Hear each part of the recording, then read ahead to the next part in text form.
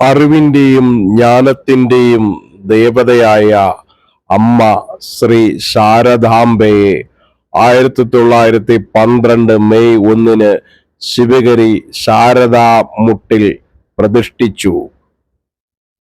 എല്ലാ ഫൈൻ കലകളുടെയും വിദ്യാഭ്യാസത്തിന്റെയും പരമോന്നത രക്ഷാധികാരിയായ ശ്രീ ശാരദാംബ തന്റെ 4 കൈകളിൽ ഒരു പക്ഷി, ഒരു പുസ്തകം, ഒരു പാത്രം നിറയെ അമൃത്, ചിന്മുദ്ര, രക്ഷയുടെ പ്രതീകം എന്നിവ വഹിച്ചുകൊണ്ട് പൂർണ്ണമായും വിരിഞ്ഞ താമരപ്പൂവിൽ ഇരിക്കുന്നു.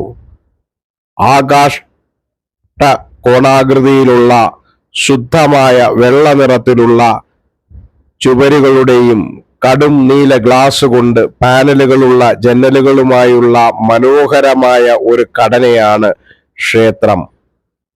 ക്ഷേത്രത്തിനും പകുതി മതിലിനുമിടയിലുള്ള സ്ഥലത്ത് വെളുത്ത മണൽ വിരിച്ച് വൃത്താകൃതിയിലുള്ള പകുതി ഭിത്തിയിലാണ് ഈ ഘടന ചുറ്റപ്പെട്ടിരിക്കുന്നത്.